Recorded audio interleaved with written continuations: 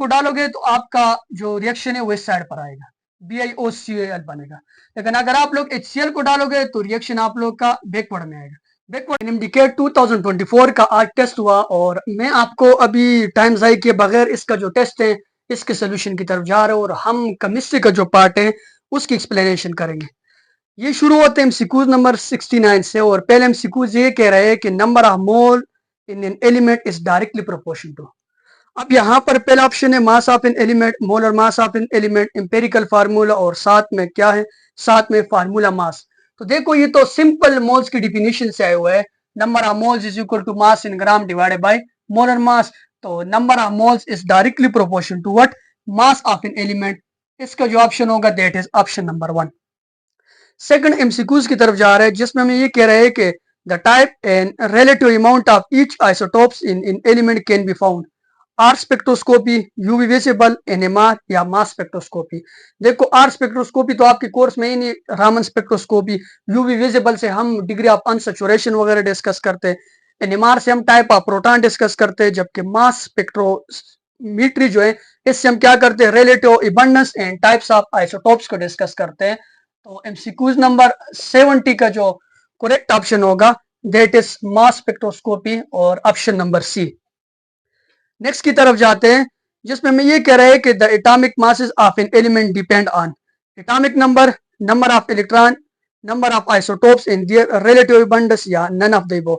तो atomic masses जो होते हैं वो डिपेंड करते हैं number of isotopes in their relative abundance.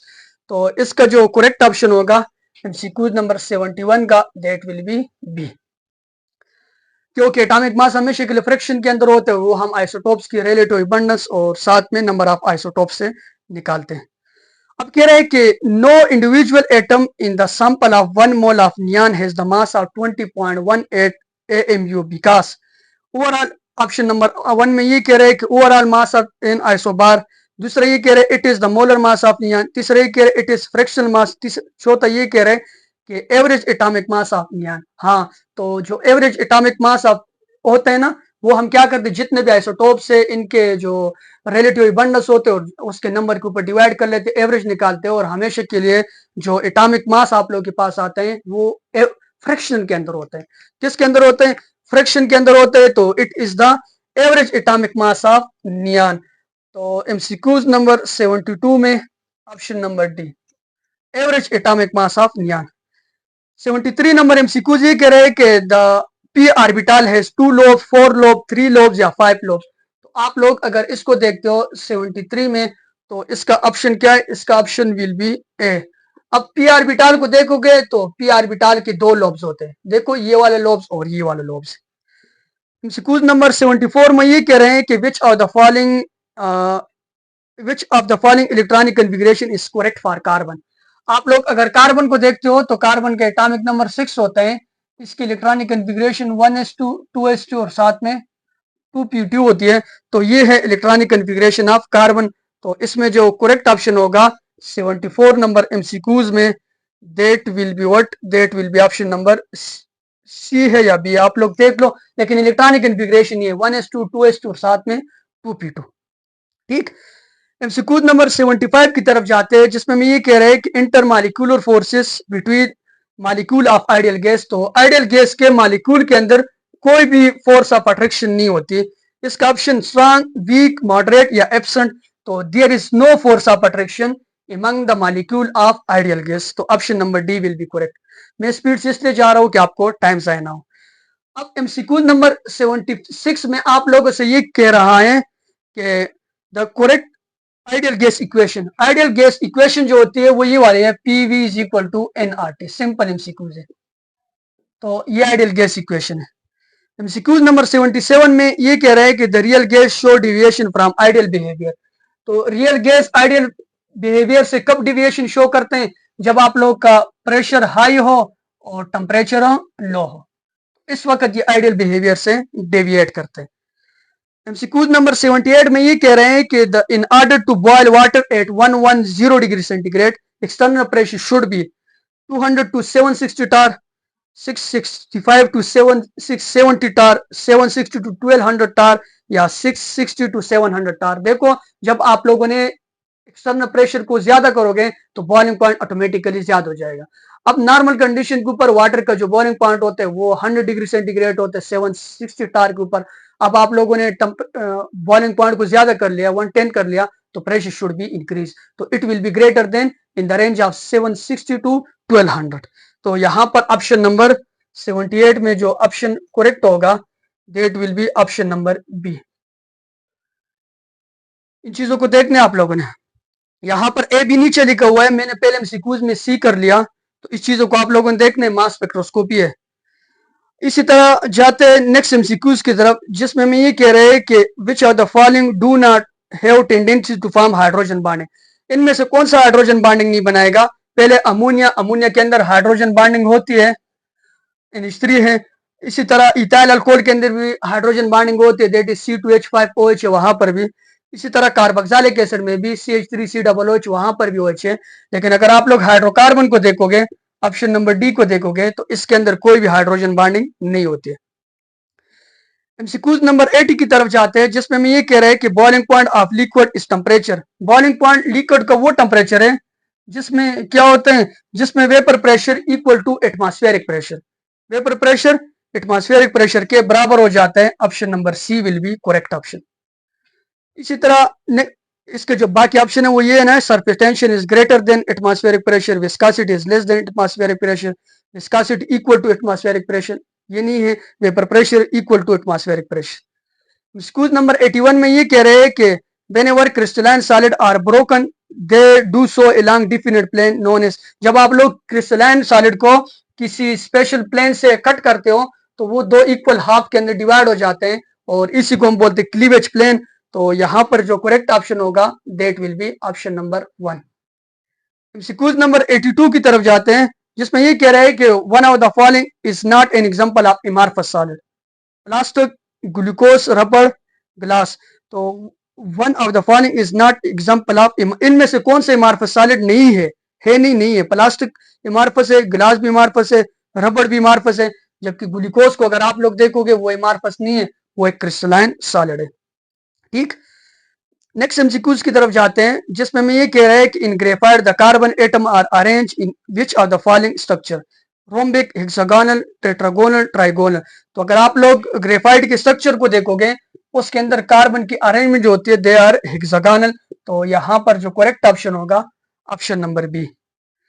MCQs number 84 की तरफ जाते हैं, जिसमें हम ये कह रहे हैं कि the principle that state if a stress is applied to a system equilibrium the system will nullify the effect of stress is possible।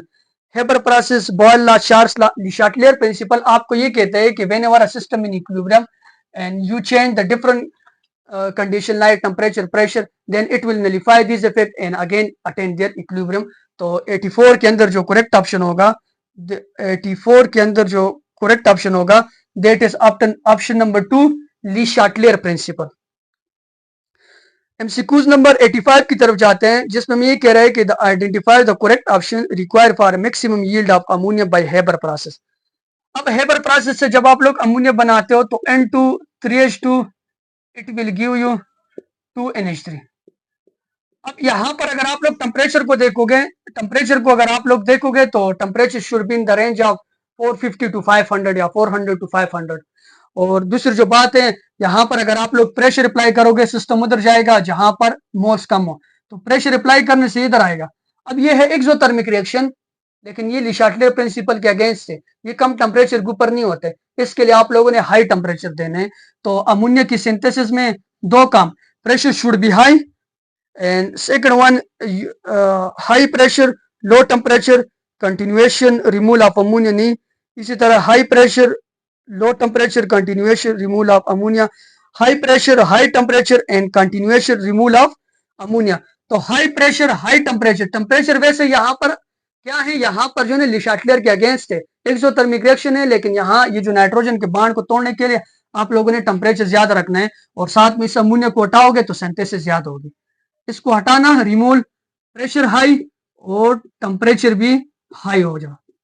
ठीक, ये आपका करेक्ट ऑप्शन होगा, that is option number high pressure high temperature continuation removal of ammonia, option number C. ठीक, next MCQs की तरफ जाते हैं। 86 number MCQs है। 86 नंबर एमसीक्यूज में आपको ये कह रहे हैं, मैं वहां पर देख लूं नजर आ रहा है या नहीं आ रहा है। हाँ आ रहा है। 86 नंबर एमसीक्यूज में आपको ये एक रिएक्शन दिया है जिसमें BiCl3 है और साथ में H2O है। इससे क्या बन रहा है? इससे बन रहा है BiOCl बिस्मथ ऑक्सीक्लोराइड और साथ में 2 मोल ऑफ, यही है ना, और साथ में 2 मोल ऑफ HCl। अब आपको ये कह रहे हैं कि consider the following reaction equilibrium, the addition of which chemical will turn the cloudy solution into clear solution.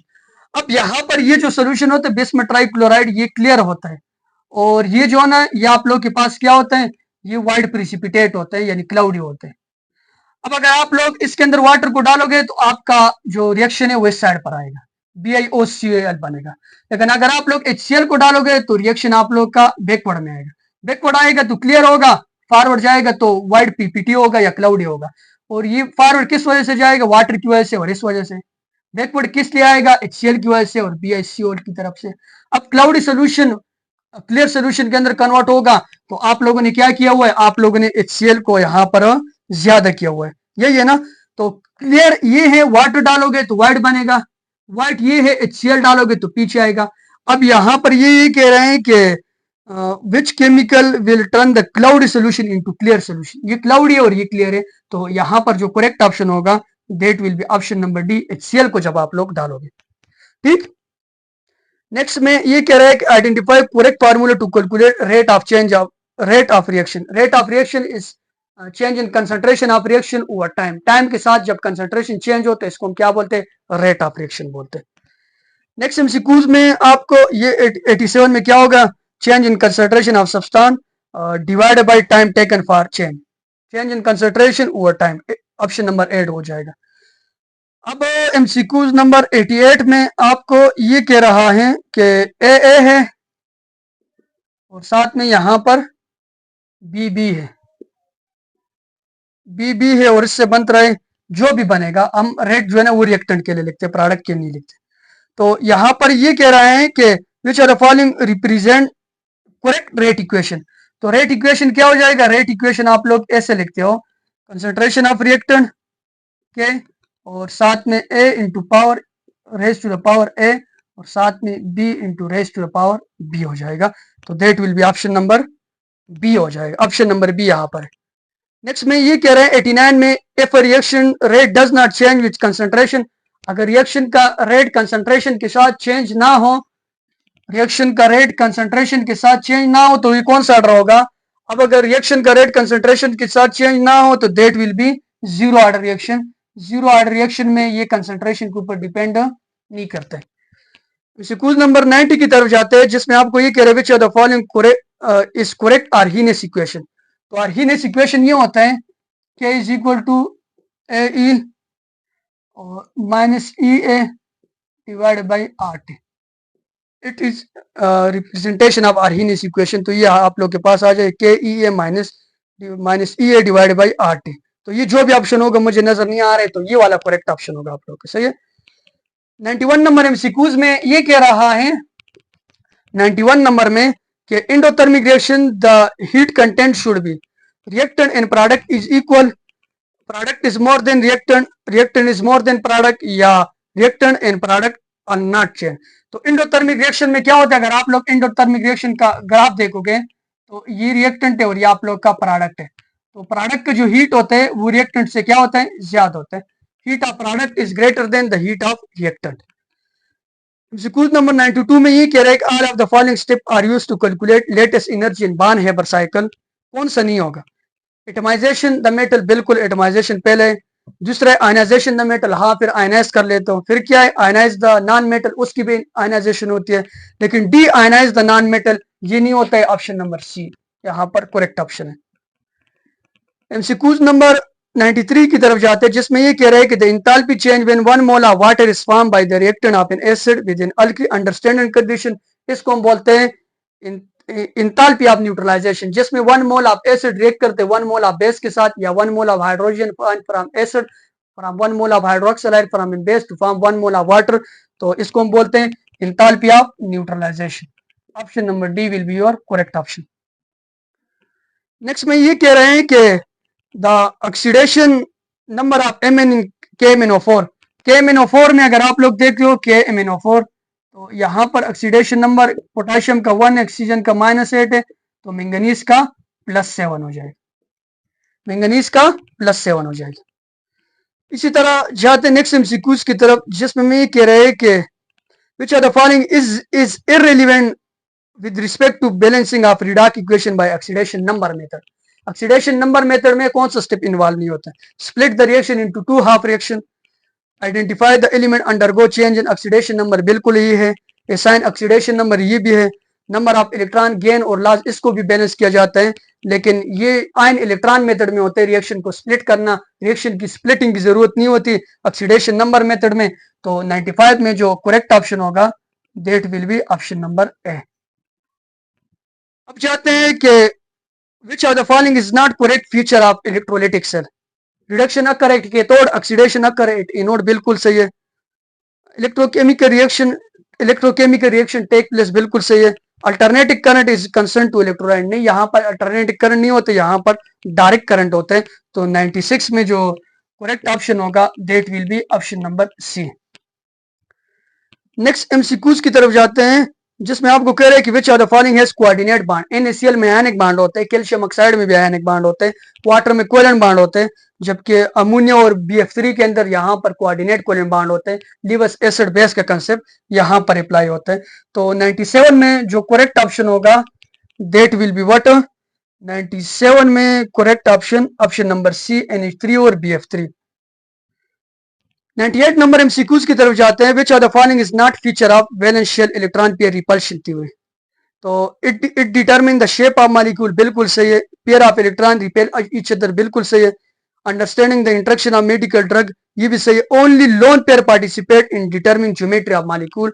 तो यहाँ पर आप लोग मेडिसिन बोलोगे लेकिन ज्योमेट्री ऑफ मॉलिक्यूल के ऊपर दोनों चीजें डिपेंड करती है, लोन पेयर और बॉन्ड पेयर दोनों ज्योमेट्री ऑफ मॉलिक्यूल को एक्सप्लेन करते हैं, जबकि शेप सिर्फ जो होते हैं वो बॉन्ड पेयर को एक्सप्लेन करते हैं। यहाँ पर जो मेरे अकॉर्डिंग होगा वो ऑप्शन नंबर डी करेक्ट होगा। ये यहाँ पर हमारे पास फर्स्ट ईयर के सारे एमसीक्यूज सॉल्व हो गए। नेक्स्ट लेक्चर के अंदर में जो सेकंड ईयर के एमसीक्यूज है उसका सोल्यूशन आप लोगों को बताने वाला हूँ। Thank you.